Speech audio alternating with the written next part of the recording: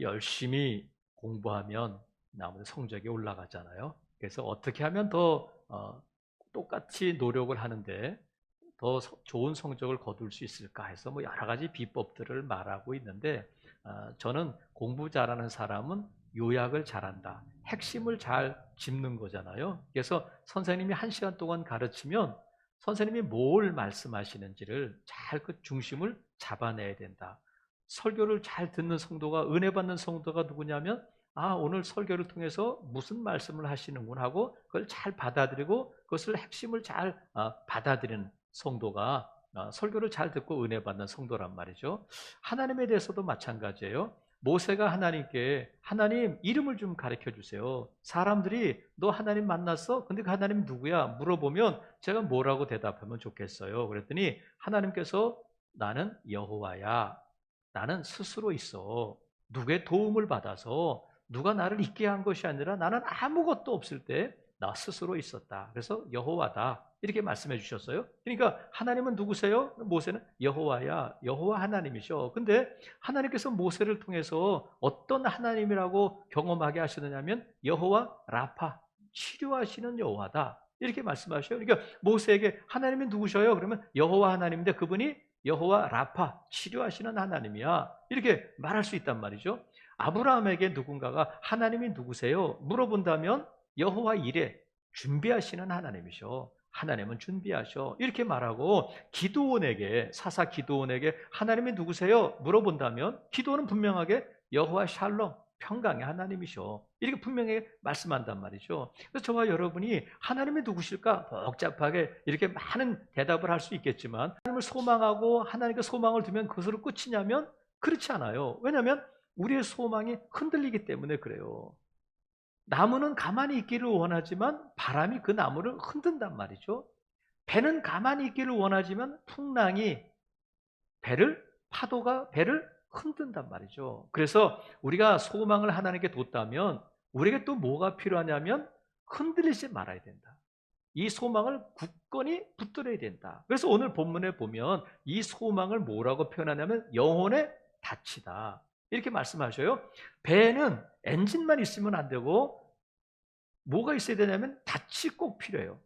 닻은 배가 항구에 정박해 있을 때에 그 배가 떠내려가지 않도록 파도에 일이 휩쓸려 가지 않도록 닻을 내리게 되는데 작은 배는 닻이 작고 큰 배는 큰 닻이 있어서 항공모함에도 닻이 있잖아요. 제일 큰 배인 또 원양 어선에도 닻이 있어서 이렇게 그 엄청나게 큰 그 쇠줄로 돼 있어가지고 이만한 닻을 내리게 된단 말이죠. 더 깊이 내려서 그거 갯벌에 이 닻을 확 박아가지고 배가 흔들리지 않도록 한단 말이죠. 그런데 오늘 본문에 보면 배만 닻이 있는 것이 아니라 우리 영혼에도 닻이 있다. 우리의 영혼이 흔들리지 않도록 어떠한 일이 있어도 바람이 불든지 고난이 있든지 어려움이 있든지 우리가 흔들리지 말아야 되는데 그러기 위해서는 영혼의 닻을 내려야 되는데 그 영혼의 닻이 뭐냐면 소망이다.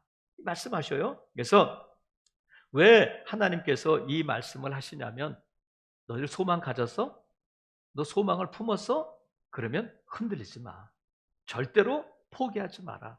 한번 소망을 붙들었으면 끝까지 그 소망을 품고 나가야 된다는 거야. 그래서 하나님께서 우리에게 오늘 이 아침에 말씀하시는 것은 너희들 소망의 닻을 내려라. 흔들리지 않도록 포기하지 말고 끝까지 이 소망의 닻을 내리라는 거야. 소망을 붙들고 가라는 거예요. 그래서 오늘 본문에는 누가 나오냐면 아브라함의 얘기가 나와요. 오늘 본문에는 하나님이 아브라함에게 약속하실 때 하면서 아브라함의 얘기를 하시는데 하나님께서 아브라함에게 약속을 주셨다. 근데 약속을 주셨을 뿐만 아니라 맹세도 함께 주셨다는 거야. 반드시 이루어줄게. 이렇게 말씀하셨는데 하나님께서 아브라함을 갈대아 우르에서 하란에서 부르실 때에 가나안 땅에 들어가게 하시면서 약속을 주시잖아요. 내가 너에게 너의 복의 근원이 되게 할 것이야. 내가 너에게 하늘의 별처럼 바다의 모래알처럼 너의 후손이 번창하게 할 것이다. 하나님께서 말씀하셨어요. 그런데 하나님께서 이 말씀을 하실 때에 맹세도 주셨다. 언약도 이 약속을 주실 때에 맹세하셨는데 무엇을 통해서 그러셨냐면 하나님께서 맹세를 언약을 통해서 주시는데 창세기 15장에 보면 내가 이걸 반드시 이루어지는 것을 내가 보여줄게. 증거로 보여줄게 하면서 고개를 둘러 쪼개라. 그리고는 내가 그 가운데로 지나갈게. 무슨 뜻이냐면 내가 만약에 너한테 한 약속을 어기면 나는 이 고개가 쪼개지는 것처럼 내가 쪼개지는 거야. 나는 없는 거야. 이렇게 말씀하셨어요. 하나님은 그러실 수가 없잖아요. 그런데 하나님께서 아브라함에게 더 확신을 주시기 위해서 쪼갠 고기 사이로 횃불이 되어서 하나님이 그 고기 사이를 지나가셔요. 이것을 횃불 언약이다. 이렇게 불러요. 왜냐하면 하나님께서 이 아브라함에게 복의 근원이 되겠다, 내 후손이 번창하게 하겠다 하신 말씀을 반드시 이루실 것을 증거로 보여주신단 말이죠. 그리고는 이 횃불 언약뿐만 아니라 한 걸음 더 나아가서 하나님께서 약속의 증거를 어디에 주냐면 아브라함의 몸에 그 약속을 주시는데 그것이 뭐냐면 할례야. 아브라함의 몸에 할례의 흔적을 주셔서 수시로 그 약속을 확인하게 하시는 거예요. 아, 하나님이 내게 약속을 주셨구나. 하나님께서 그 약속을 이루실 것이라는 그 확신을 할례를 통해서 또 횃불 언약을 통해서 주신단 말이죠. 그래서 하나님께서 이 약속을 잊지 말아라. 어떤 일이 있어도 이 약속 붙들고 절대로 흔들리면 안 된다 하셔서 맹세까지 하신단 말이죠. 그러면 하나님께서 이 아브라함에게 흔들리지 말라고 말씀하시는, 왜 자꾸 이렇게 반복해서 말씀하시냐면 아브라함도 흔들릴 때가 있었다.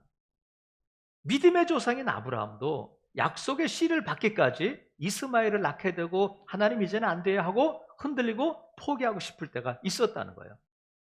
저와 여러분은 어떻겠어요? 하나님의 소망에 하나님을 믿고 나가지만 소망을 견고히 붙들었다고 말하지만 자꾸 흔들릴 때가 있단 말이죠. 그런데 하나님은 그걸 아시고 다시 한번 말씀해 주시는 거예요. 뭐라고 말씀하시면 흔들리지 마라. 절대로 포기하면 안 된다. 그래서 아브라함이 흔들릴 때도 있었지만 결국은 100세에 이삭을 낳게 되고 하나님께서 이삭을 낳았을 때에 약속을 이루신 것이 아니라 그 약속을 이루시고 아브라함이 이삭을 번제로 드리는 그 시험을 통과한 이후에 본격적으로 하나님이 그 약속을 이루어 가신단 말이죠. 그래서 하나님께서 지금 이 아브라함의 얘기를 왜 하시는 걸까? 아브라함이 이렇게 대단해.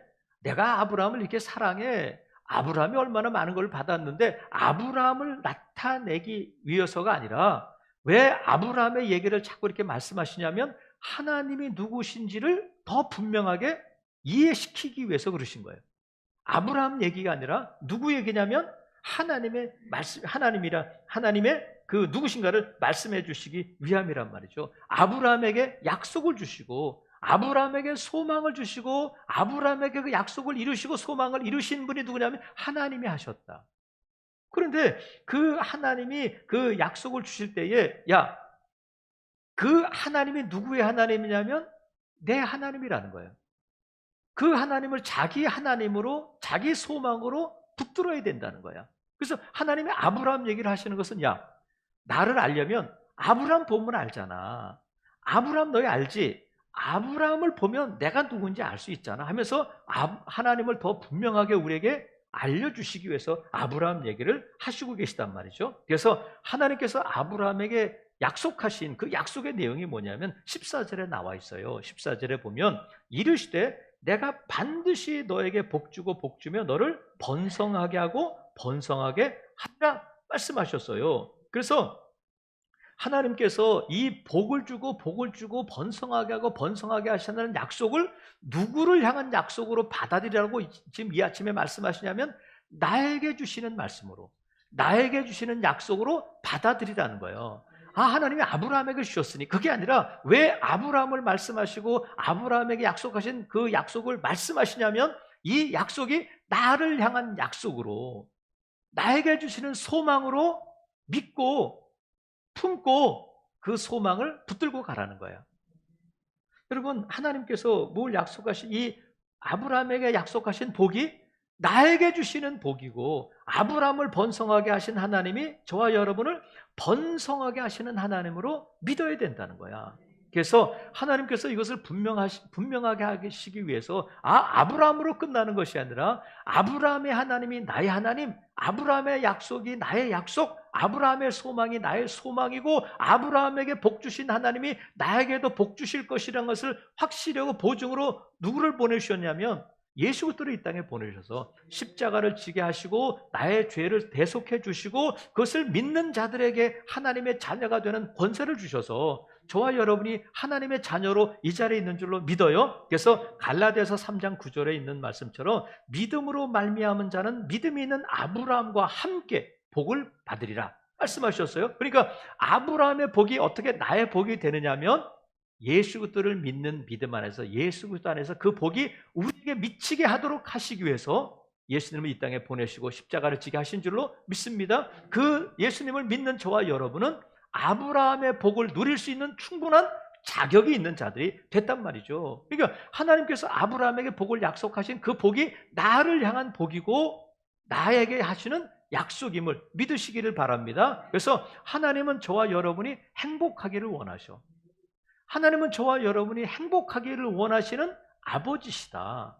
저와 여러분은 행복할 자격이, 행복해야만 하는 자격이 저와 여러분에게 충분히 있단 말이죠. 여러분 행복해야 돼요. 하나님은 행복하기를 원하셔요. 하나님은 여러분을 행복하게 만들어주시마 약속하신 하나님이시라는 거예요. 그것이 누구를 통해서 이루어졌고 누구를 통해서 우리에게 확신 있게 보여주셨냐면 아브라함을 통해서 그 일을 이루셨단 말이죠. 그래서 하나님이 저와 여러분에게 복 주고 복 주겠다, 행복하게 해주겠다, 내가 너를 번성하게 하겠다, 내가 너를 일으켜주고 내가 너를 회복시켜주겠다 하는 말씀을 나를 향한 약속, 나를 향한 말씀으로 소망으로 받아들일 수 있기를 주님의 이름으로 축복합니다. 그래서 소망이 있을 때만 사는 거예요.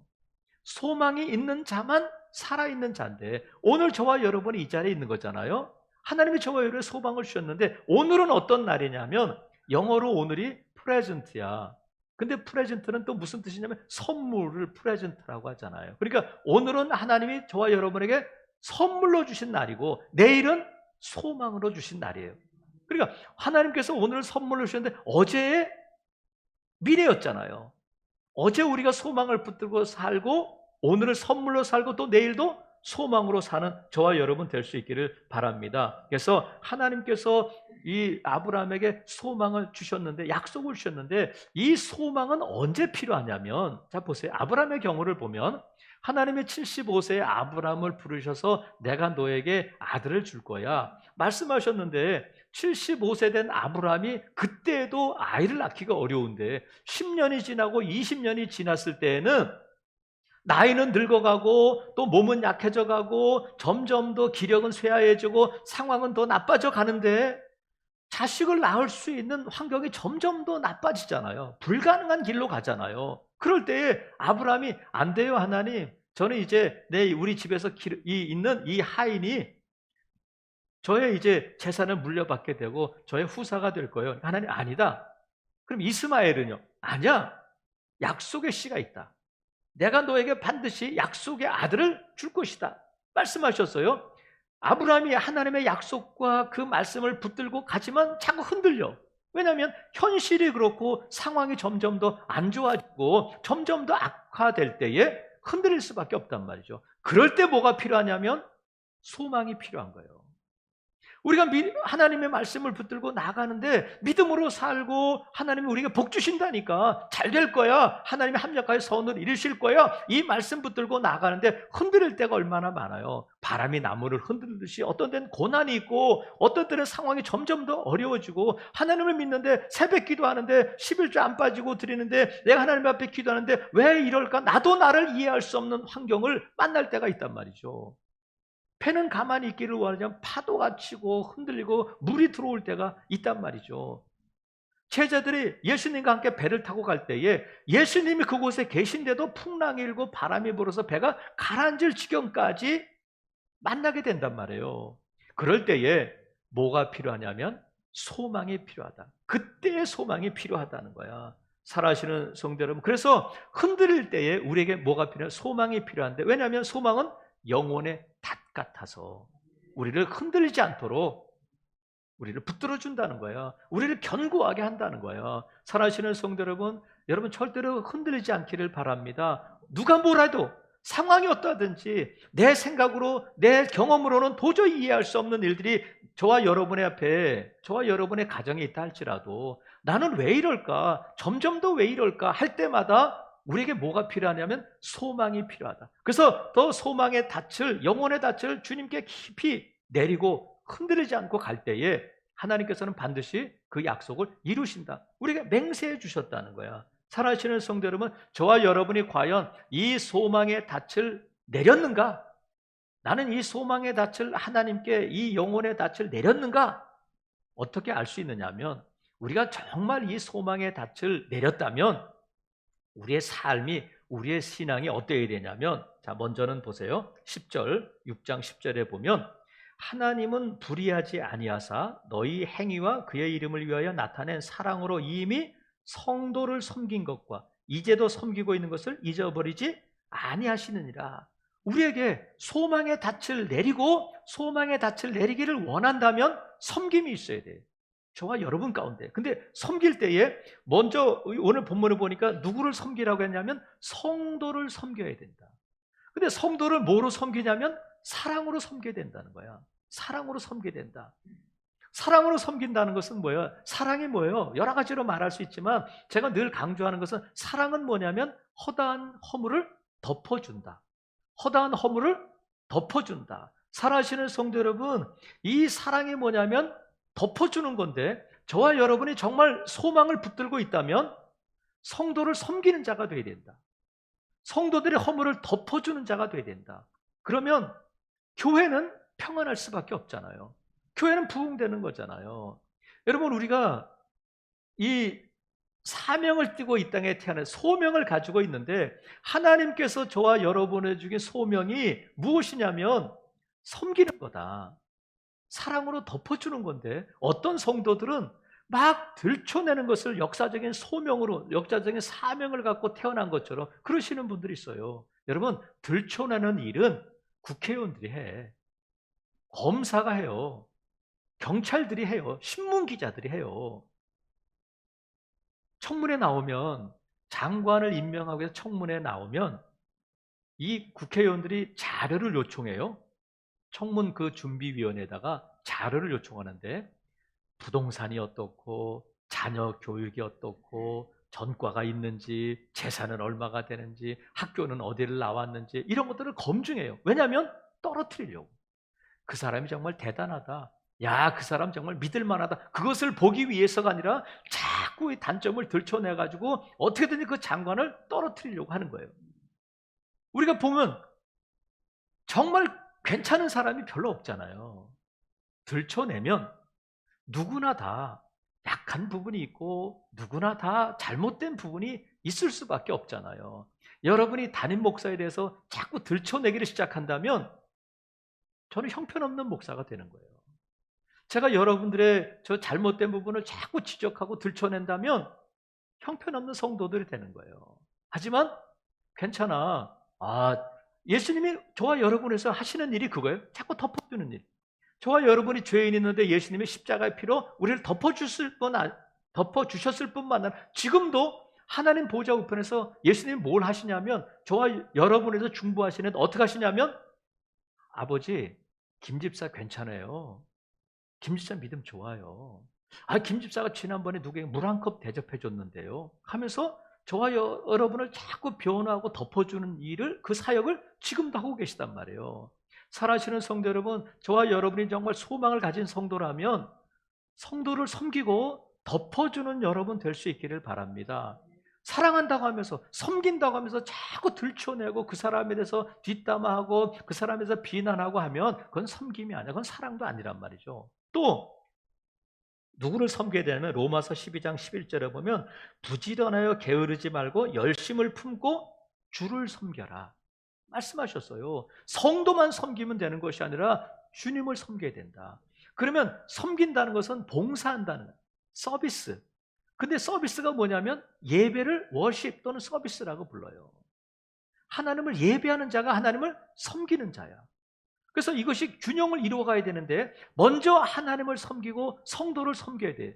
먼저 예배하고 성도를 섬겨야 돼요. 근데 성도들 가운데 청소하러 오는, 섬기러 오는 성도들이 있어요. 찬양대를 위해서 오는 성도들이 있어. 그건 아니에요. 찬양은 못해도 예배는 해야 돼. 음식은 못 만들어도 청소는 안 해도 예배는 해야 된다. 그래서 하나님은 누구를 찾으시냐면 예배자를 찾으시는 거예요.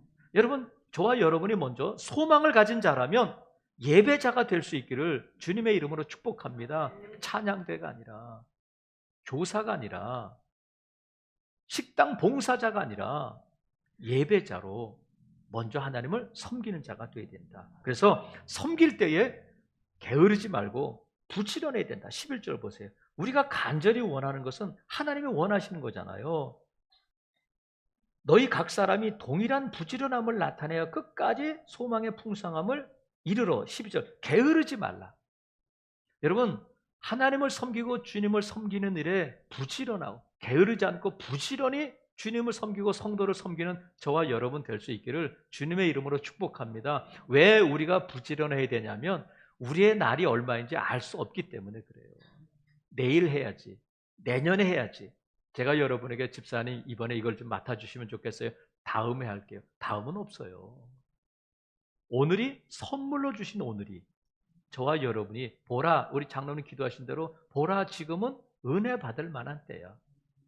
지금 예배자이고 지금 섬기는 자가 돼야 된단 말이죠. 아무쪼록 살아가시는 성도 여러분, 주님을 섬기고 성도를 섬김으로 여러분의 소망이 더욱더 견고해질 수 있기를 주님의 이름으로 축복합니다. 또 하나는 우리의 소망이 견고한 자들에게는 무엇이 있느냐 하면 하나님께서 12절 게으르지 아니하고 믿음과 오래 참음으로 말미암아 약속들을 기업으로 받는 자들을 본받는 자되라. 이건 뭐냐면 너희들도 믿음과 오래 참음으로 이 소망을 이루라, 이 말씀이에요. 그러니까 두 번째로 우리에게 소망을 가진 자들에게 뭐가 필요하냐면 믿음이 필요하다. 믿음, 어떤 믿음이냐면 하나님에 대한 믿음이 필요해요. 하나님은 누구냐면 소망의 하나님인데 우리에게 소망을 주시고 그 소망을 이루시는 분이 하나님이시라는 믿음이 필요해요. 그래서 오늘 본문에 보면 하나님은 그냥 이렇게 하나님을 말씀하셔도 되는데 오버하시는 경우가 있어요. 오버해서 목사도 오버하는 경우가 있어. 설교할 때에 언제 오버하냐면 여러분들이 저를 막 집중해보고 평소에 그냥 눈 내리고 있던 분이 그날따라 눈을 또렷또렷하게 하고 담임 목사를 쳐다보면서 고개를 끄덕이고 막 반응하고 할 때에 야, 저 집사님이 은혜 받는구나 해서 오버하게 된단 말이에요. 그러니까 좋은 설교자는 누가 만드냐면 성도들이 만드는 거야. 끄덕끄덕 한번 해보세요. 그러면 준비한 것보다 또 막 그냥 오버하게 된단 말이에요. 하나님이 그러셔요. 하나님이 오버하셔. 뭘 오버하시냐면 자 보세요. 13절에 보니까 하나님이 아브라함에게 약속하실 때에 가리켜 맹세할 자가 자기보다 더 큰 이가 없으므로 자기를 가리켜 맹세하신다는 거예요. 그냥 아브라함에게 약속하시면 되잖아요. 맹세까지 하실 필요가 뭐 있어요. 하나님보다 높은 자가 없는데 하나님 뭐를 가리켜 맹세하냐면 자기를 가리켜. 야 아브라함아, 내 이름 걸었다? 내가 너에게 복 주고 복 주는데 내 이름 걸었어? 이렇게 말씀하셔요.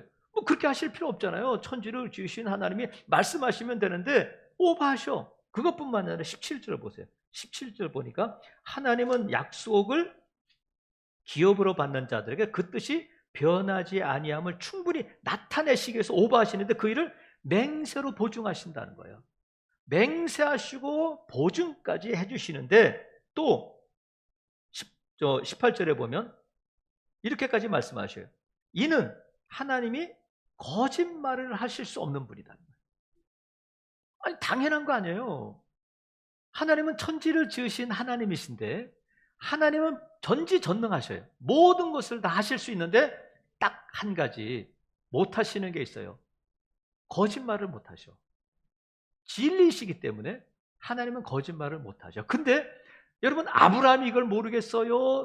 여러분 하나님은 거짓말을 못 하시는 분인 줄 알아요? 몰라요?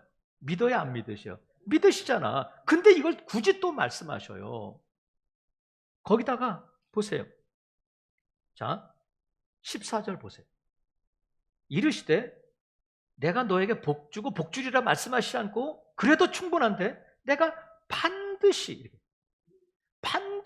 복 주고 복 주고 너를 번성하게 하고 번성하게 한다. 이렇게 반드시까지 덧붙여서 말씀하신단 말이죠. 마치 무슨 말씀이냐면 하나님께서 저와 여러분에게 통사정을 하시는 거야. 제발 좀 믿어다오. 하나님의 문제가 아니라 우리가 흔들리니까 우리가 자꾸 약해지니까, 우리가 자꾸 소망의 끈을 놓으려고 하니까 하나님이 야야야야 제발 나를 좀 믿어줘. 제발 나를 좀 믿어줘 하면서 하나님께서 우리에게 통사정을 하시는 하나님이시란 말이죠. 그러시면서 아브라함을 얘기하시는 거예요. 야, 아브라함을 보면 알잖아. 아브라함에게 약속하고 맹세한 나야. 내가 아브라함에게 약속한 것을 이루신 나야. 나를 그렇게 모르겠어? 하면서 하나님이 저와 여러분에게 통사정을 하시는데, 여러분, 그래서 우리가 믿음 흔들릴 때 있잖아요. 우리 연약해질 때 있잖아요. 그럴 때 이 소망의 하나님을 기억하시고 이 소망의 하나님을 붙드실 수 있기를 바랍니다. 흔들리면 안 된다는 거야. 근데 15절 보세요. 15절에 보니까 그가 이같이 오래 참아 뭐를 받았다고요? 약속을 받았다는 거야. 약속을 받았어. 약속을 이루셨어요. 약속이 이루어졌어요. 그러면 우리가 믿는 것은 하나님을 믿을 뿐만 아니라 하나님이 뭘 말씀하시냐면 아브라함이 그 약속한 것을 받았다는 것을 좀 믿어라.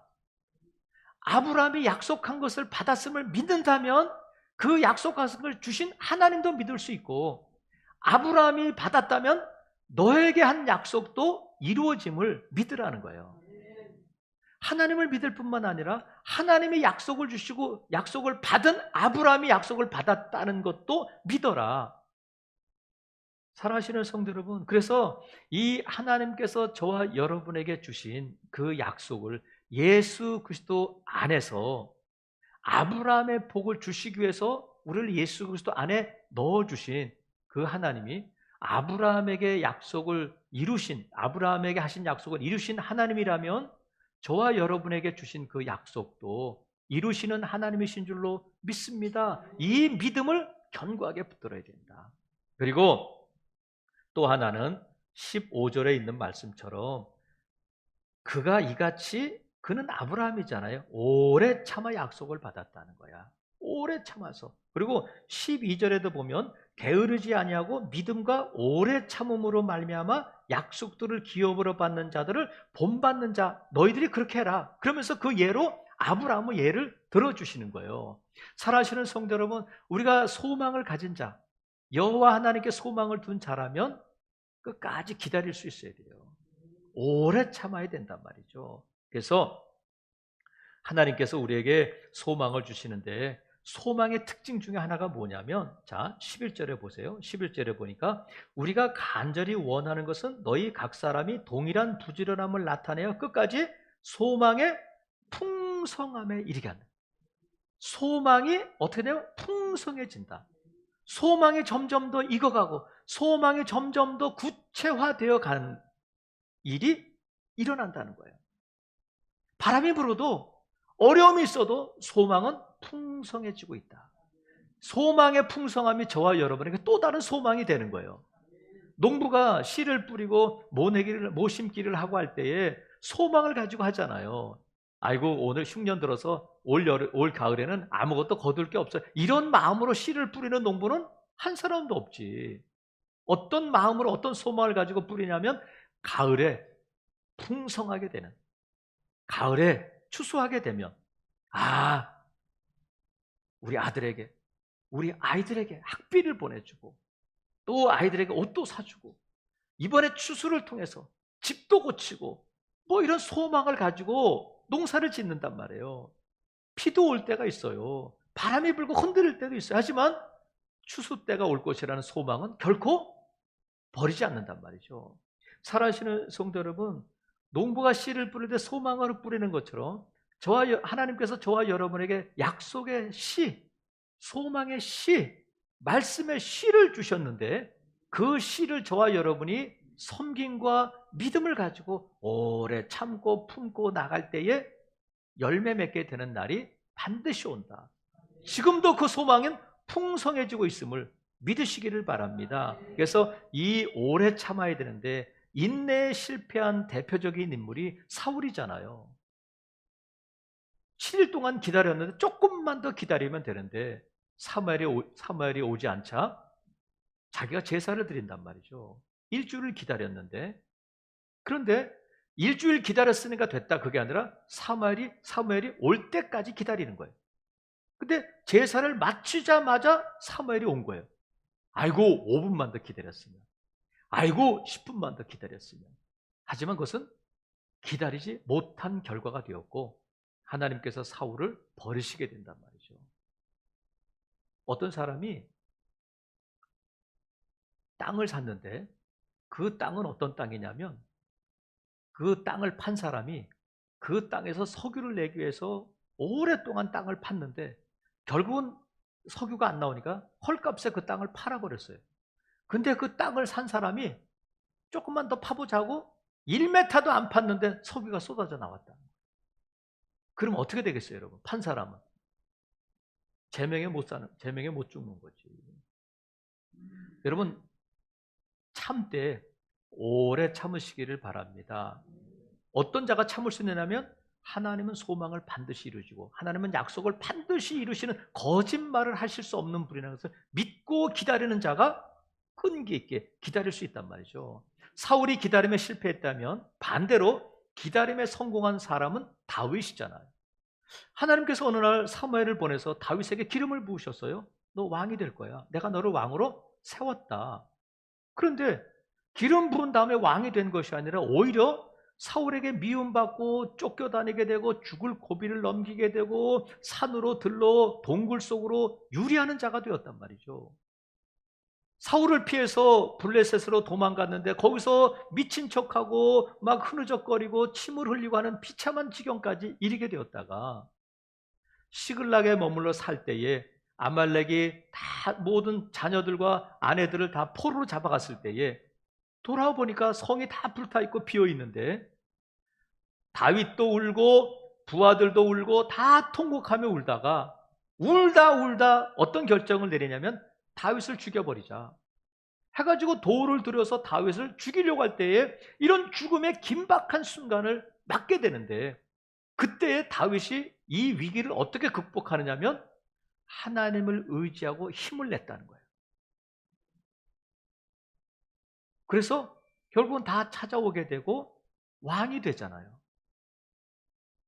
사울이 죽이려고 해도 아말렉이 죽이려고 해도 누가 죽이려고 해도 하나님이 그에게 약속하신 약속은 하나님이 반드시 이루어내신단 말이죠. 다윗이 시험 쳐서 왕이 된 게 아니잖아요. 다윗이 고시 공부해서 왕이 된 게 아니잖아요. 다윗이 싸움을 잘해서 왕이 된 게 아니잖아요. 하나님이 그를 부르시고 하나님께서 그를 기름 부으셔서 왕이 되게 하겠다 약속하셨으니까 쫓겨다닐 때도 지금 돌에 맞을 위기에 처했을 때도 그 소망을 붙들고 흔들리면 안 된단 말이죠. 사랑하시는 성도 여러분, 하나님은 오늘 이 아침에 오버하시면서까지 저와 여러분에게 말씀하시요. 내가 반드시 너에게 복 주고 복 주겠다. 너는 행복할 자격이 있어. 너는 행복해야 돼. 하고 말씀하시는 거예요. 내가 너를 반드시 번성하게 하겠다. 너를 일으켜주고 내가 너를 회복시켜 줄 거야. 말씀하셨으니까 그 말씀을 아멘으로 받아들였다면 여러분 절대로 흔들리지 마시고 계속해서 주님을 섬기고 예배자를 지키고 성도들을 사랑으로 덮어주고 섬기고 또 믿음으로 소망을 붙들고 끝까지 인내하며 나갈 때에 소망은 이루어지는 줄로 믿습니다. 그래서 하나님께서 아브라함에게 소망을 주셨는데 약속을 주셨는데 이삭을 주셨어요. 근데 번성한 것은 나중에 이루어졌어요. 아브라함은 하나님이 주신 약속이 이루어지는 것을 보았고 이루어질 약속은 보지 못했어요.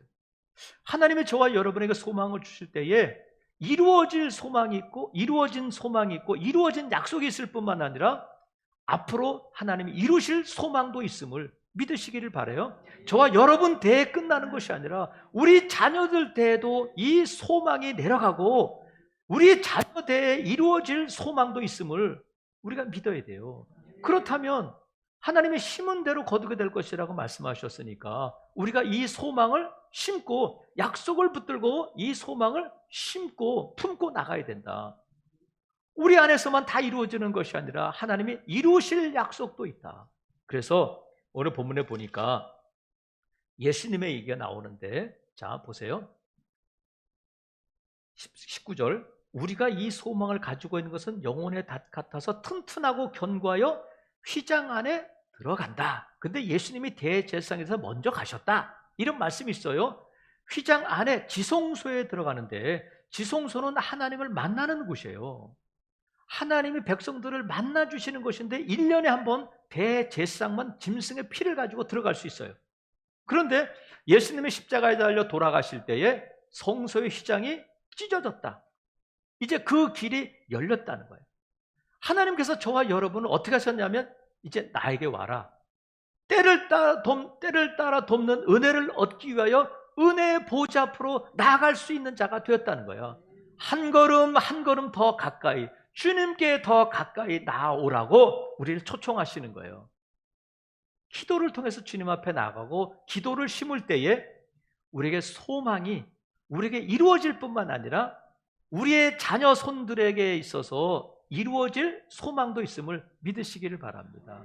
그 약속을 저와 여러분에게 주셨단 말이죠. 그래서 여러분, 저와 여러분이 행복해야 할 뿐만 아니라 하나님은 저와 여러분의 자녀들도 행복하게 하실 줄로 믿습니다. 번성하게 하실 줄로 믿습니다. 하나님은 반드시 이루리라. 제발 좀 믿어다오. 하나님이 통사정하시는 거야. 사랑하시는 성도 여러분, 소망의 하나님을 믿으신다면 그 소망의 하나님께 소망을 두시고 여호와 하나님을 소망할 뿐만 아니라 이 소망의 닻을 깊이 내리셔서 절대로 흔들리지 않고 포기하지 않는 저와 여러분이 될 수 있기를 주님의 이름으로 축복합니다. 그래서 아브라함을 통해서 말씀하신 것처럼 그 약속이 이루어지는 것을 보려면 김집사를 봐, 박집사를 봐, 즐거운 교회를 봐. 이렇게 소망을 이루고 소망을 품고 그 소망이 이루어지는 것을 증거하는 저와 여러분 될 수 있기를 주님의 이름으로 축복합니다. 아멘.